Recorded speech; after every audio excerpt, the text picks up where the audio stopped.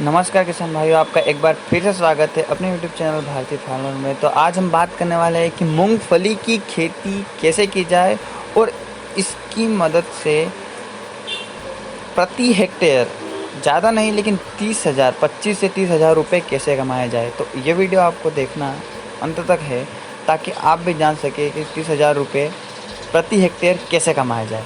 तो चलिए बिना कुछ देरी के ये शुरू करते हैं। तो शुरुआत करते हैं कि मूंगफली में भूमि की तैयारी कैसे की जाए। तो भूमि की तैयारी के लिए मूंगफली में अच्छे जल निकास वाली खेती की आवश्यकता पड़ती है, तो आप सभी को पता है। तो इसके लिए हमें जो चयन करना है वो भुरभुरी दोमट व जो बलुई दोमट मिट्टी होती है उसका हमें उपयोग करना है। उसके बाद बीज की बारी आती है, थोड़ा जल्दी बताऊंगा वीडियो। जब बीज और बुआई की बारी आती है तो मूंगफली की बुआई प्रायः कब की जाती है, जब मानसून शुरू होता है ना, उसके साथ ही मूंगफली की बुआई की जाती है। और उसके बाद उत्तर भारत में मतलब सामान्यतः अगर हम देखें तो 15 जून से 15 जुलाई के मध्य हम मूंगफली की बुआई कर देते हैं। और कम फैलने वाली किस्म भी जो किस्में होती है उसलिए 75 से 80 किलोग्राम प्रति हेक्टेयर, और जो फैलने वाली फसल होती है वो 60 से 70 किलोग्राम प्रति हेक्टेयर उपयोग में लेना चाहिए।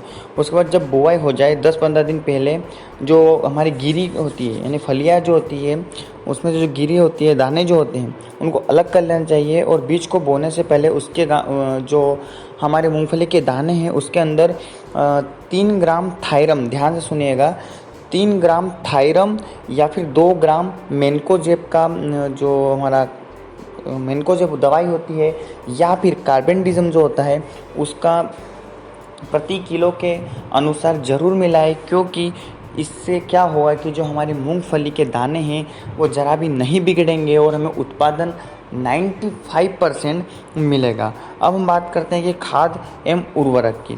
तो उर्वरक जो होता है, भूमि का जो उर्वरक जो सामान्यतः होता है वो तो बहुत ही बढ़िया होता है, लेकिन हम उसकी उर्वरा शक्ति को कैसे बढ़ा सकते हैं। तो उसकी उर्वरा शक्ति को बढ़ाने के लिए हम जो बाहर से खाद देते हैं, नाइट्रोजन हो गया, फॉस्फोरस हो गया। अब अगर हम देखें तो सबसे सस्ता और सुंदर जो खाद है और जो कम नुकसान करता है वह यही है, नाइट्रोजन और फॉस्फोरस। 15 से 20 किलोग्राम नाइट्रोजन और 50 से 60 किलोग्राम फॉस्फोरस प्रति हेक्टेयर के लिए हम उपयोग में लेने वाले हैं। उसके बाद बुआई के जो 20-25 दिन पहले 5 से 10 टन प्रति हेक्टेयर खाद जो गोबर होती है, हमारी कंपोस्ट जो खाद होती है, वो ज़रूर बिखेर दे, उसके बाद ही बुआई करें।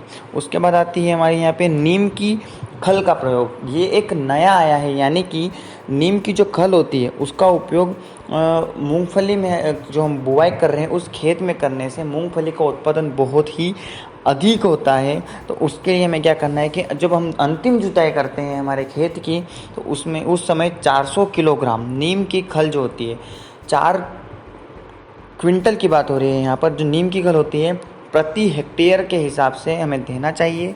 और जिससे क्या होगा कि जो दीमक नियंत्रण है वो बहुत ही अच्छा होगा और मूंगफली को उत्पादन बहुत अधिक देखने को मिलेगा। इसका मतलब ये नहीं है कि हम नीम को ही काट दें, अगर कुछ एक्स्ट्रा रखा हुआ है या फिर उससे बनी हुई खाद है तो हमें उसका उपयोग करना है, नहीं तो हम ना करें। उसके बाद आती है निंदाई की और खरपतवार नियंत्रण। निंदाई की और खरपतवार नियंत्रण करना बहुत ही ज़रूरी होता है। निंदाई तो आप अपने हिसाब से कर ही लेंगे, लेकिन खरपतवार नियंत्रण के लिए सबसे जो महत्वपूर्ण होता है वो होता है पेंडीमेथालिन। ध्यान से सुनिएगा, पेंडीमेथालिन नामक खरपतवार जो 3 लीटर मात्रा 500 लीटर पानी में घोलकर हम प्रति हेक्टेयर छिड़काव करवा देते हैं। अब आती है कुछ नॉर्मल सी चीज़ें कि कैसे मूंगफली का उत्पादन बढ़ाया जाए। तो होता है हमारा फसल चक्र। फसल चक्र मतलब कि सामान्यतः जहाँ पर भी पहले हमने कोई सी फसल लगाई थी तो उसको हम रिप्लेस करके उसकी जगह दूसरी फसल लगाए और मूंगफली को कहीं नई जगह लगाए। उसके बाद आता है हमें यहाँ पर रोग नियंत्रण। तो रोग नियंत्रण तो वैसे ही हो जाएगा अगर आप मेनकोजेब वगैरह पौधों में डालोगे, जो हमारा बीज होता है उसमें, और नीम की खल डालोगे तो 50% से नहीं 80% आप मान लीजिए कि 80% ये हमारा जो रोग नियंत्रण है वो तो वैसे ही घट जाएगा। उसके बाद आती है हमारे यहाँ पे बहुत सारे कीट आते हैं। एक होता है रेमिल इल्ली होती है, तो रेमिल इल्ली में केवल नाम बताऊंगा, दवाई जो आपके एरिया में उपलब्ध है आप उसका उपयोग करें, लेकिन इन चीज़ों को ध्यान में रखते हुए उपयोग करें ताकि हमारी फसल बर्बाद ना हो।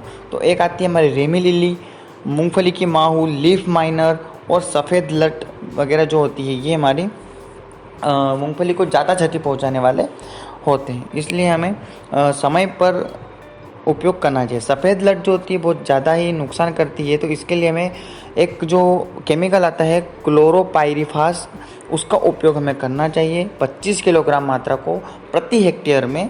खेत में जब बुवाई करते हैं तब उसका छिड़काव कर देना चाहिए। और तो ये बीज उत्पादन, तो मूंगफली का बीज उत्पादन हेतु खेत का चयन करना बहुत ही महत्वपूर्ण होता है, और वो सारा जो डिपेंड करता है वो है हमारा, यहाँ पे मैंने पहले बता चुका हूँ कि भूमि को कैसे तैयार करें, खाद कौन से डालें, उर्वरक कौन से डालें, फसल चक्र, ये सारा इसके अंदर आ जाएगा। और उसके बाद आता है कटाई और घेराई। कटाई एवं जो घाई होती है उसका सही समय होता है जब फलियाँ पूरी तरह से भर जाती है, लेकिन खेत में जब नमी हो 10% तब ही इसका हम उपयोग करें ताकि फफूंद ना लगे। फफूंद लगने का कारण होता है गीली जो हमारी मूंगफली होती है उसको निकालना, लेकिन इतनी भी सूखा ना करे कि हमारी मूंगफली ज़मीन में ही रह जाए, इसलिए। ठीक है, अब हम बात कर लेते हैं कि उपज एवं आर्थिक लाभ के बारे में। तो आर्थिक लाभ, जो उन्नत विधियों का उपयोग अगर हम करेंगे मूंगफली को और सिंचित अच्छे से पानी पिलाएंगे तो 20 से 25 क्विंटल प्रति हेक्टेयर यहाँ पर हमें जो हमारी मूंगफली है वो उसका उत्पादन मिल जाएगा। और 30 रुपये प्रति किलो तो मूंगफली बिकती ही बिकती है, 30 नहीं तो 25 मान लीजिए, तो 35 से 40 हज़ार रुपये प्रति हेक्टेयर आपको शुद्ध लाभ यहाँ पे खर्चा कटने के बाद प्राप्त होने वाला है। तो यही था आज की वीडियो में। अगर आपको हमारी वीडियो अच्छी लगी हो तो वीडियो को लाइक सब्सक्राइब जरूर करें और वीडियो को शेयर करना ना भूलें। मिलते हैं अगली वीडियो में। जय जवान जय किसान।